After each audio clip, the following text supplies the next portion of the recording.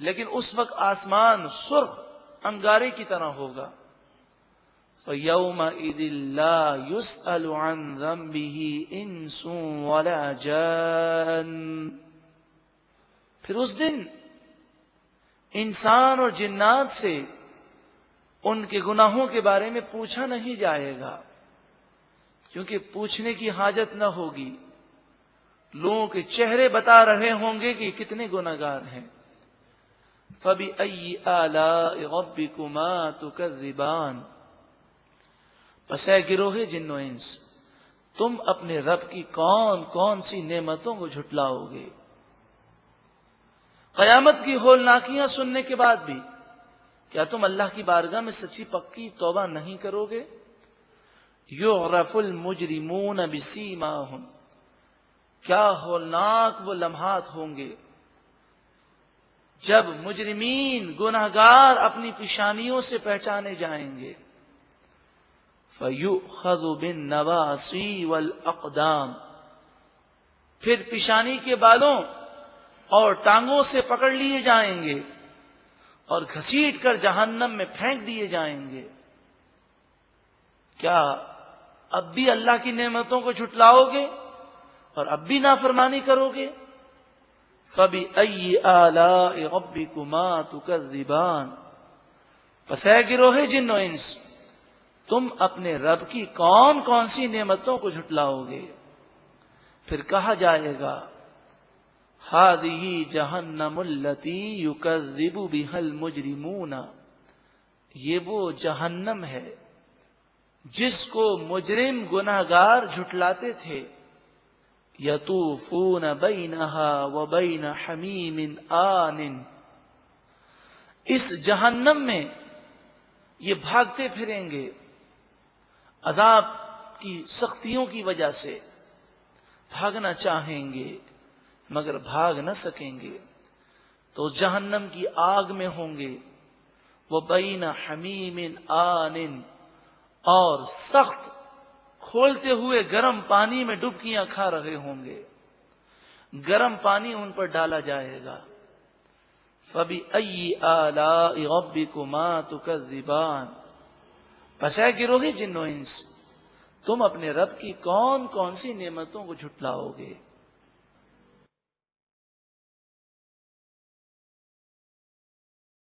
اب اگلی آیات میں ان لوگوں کا بیان ہے کہ جو اللہ کی نعمتوں کو نہیں جھٹلاتے اور وہ خیال کرتے ہیں کہ روزی دینے والا اللہ، پیدا کرنے والا اللہ، نعمتیں دینے والا اللہ.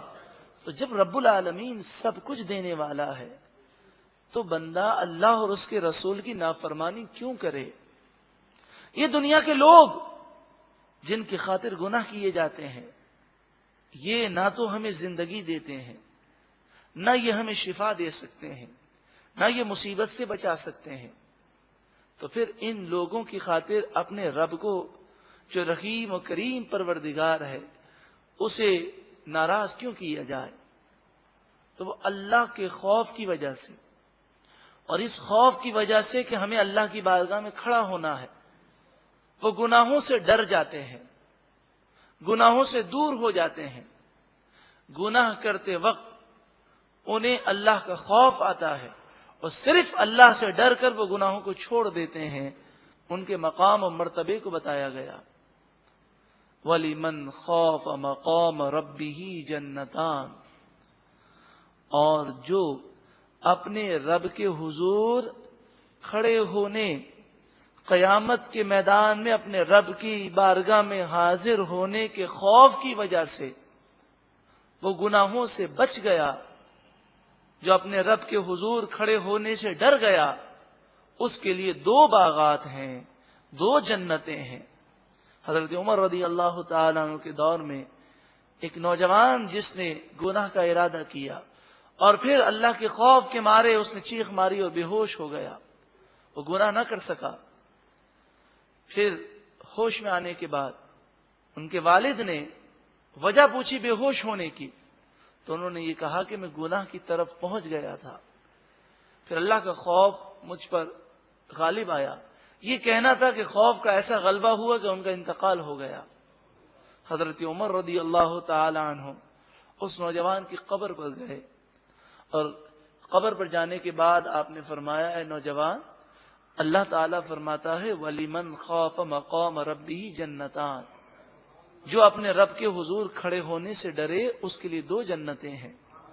تو قبر سے اس نوجوان کی آواز آئی کہ الحمدللہ، اللہ نے مجھے 2 جنتیں عطا فرمائیں۔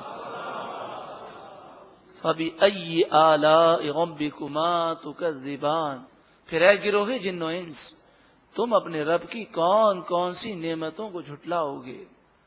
ذواتا افنان، یہ دونوں باغات بہت ساری ٹہنیوں اور ڈالیوں والے ہیں، وہ باغات اور وہ جنتیں جن میں درخت ایسے پائے جائیں گے جو بہت گھنے ہوں گے، اور ایک ایک ڈالی پر، ایک ایک شاخ پر کئی کئی پھلوں کے خوشے ہوں گے، گچھے ہوں گے۔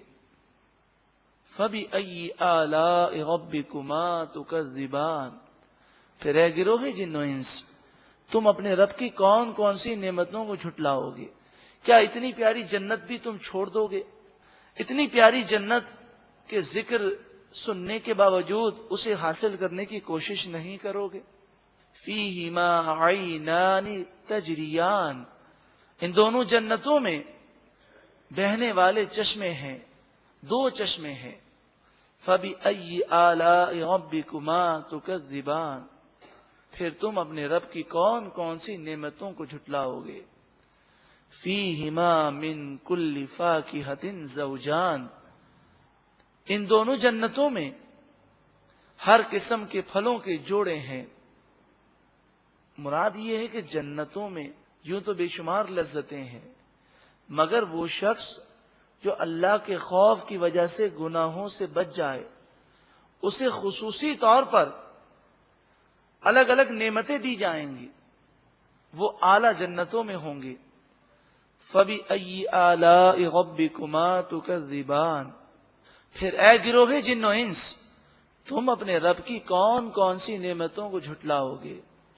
متکئین علی فرش بطائنها من استبرق، وہ آمنے سامنے تکیہ لگائے بیٹھے ہوں گے چین سکون کے ساتھ، عالی شان قالینوں، بچھونوں اور تختوں پر، ایسے بچھونوں پر بیٹھے ہوں گے جن کا استر عالی شان ریشم استبرق کا ہوگا۔ استر کسے کہتے ہیں؟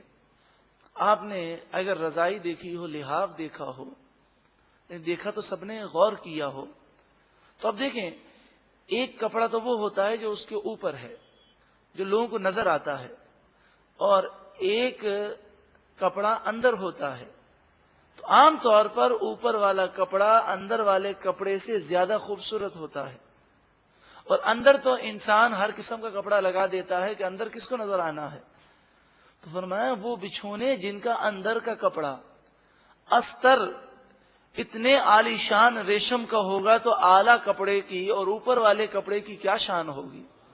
وَجَنَى الْجَنَّتَيْنِ دَانٍ، اور دونوں جنتوں کے میوے اور پھل قریب قریب جھکے ہوئے ہوں گے کہ ہاتھ بڑھا کر توڑ لیے جائیں۔ فَبِأَيِّ آلَاءِ رَبِّكُمَا تُكَذِّبَانِ، پھر اے گروہ جن و انس، تم اپنے رب کی کون کون سی نعمتوں کو جھٹلاؤ گے؟ فِيهِنَّ قَاصِرَاتُ الطَّرْفِ لَمْ يَطْمِثْهُنَّ إِنسٌ قَبْلَهُمْ وَلَا جَانٌّ، ان باغات میں، ان جنتوں میں وہ حوریں ہیں، وہ جنتی عورتیں ہیں کہ جو نگاہ نیچی رکھنے والی ہیں۔ قاصرات الطرف، جن کی نگاہیں نیچی رہتی ہیں، نہ ان سے پہلے کسی انسان نے انہیں چھوا اور نہ کسی جن نے انہیں ہاتھ لگایا۔ عورت کی خوبی بیان کی گئی کہ اسے نہ انسان نے چھوا نہ کسی جن نے چھوا۔ یہ جنتی عورت کی خوبی ہے، یعنی شوہر سے پہلے کسی نے نہیں چھوا، اور دنیاوی اعتبار سے بھی وہ مسلمان خاتون بہت عظیم خاتون ہے کہ کوئی نامحرم مرد اس کے جسم کو نہ چھوئے۔ تو چچا زاد، پھوپھی زاد، خالہ زاد، بھائیوں سے ہاتھ ملانا یہ حرام ہے عورت کے لیے کہ وہ اس کے لیے نامحرم ہے۔ ہمارے یہاں پر یہ رسم پڑ گئی کہ لوگ اسے ماڈرن ہونا سمجھتے ہیں کہ عورت مردوں سے ہاتھ ملائیں، بلکہ اب تو یہ سننے میں بھی آیا ہے کہ شادی کی محفل پر بعض نادان لوگوں کے یہاں پر جس طرح مرد حضرات کھڑے رہتے ہیں باہر، اس طرح عورتیں بھی کھڑی رہتی ہیں۔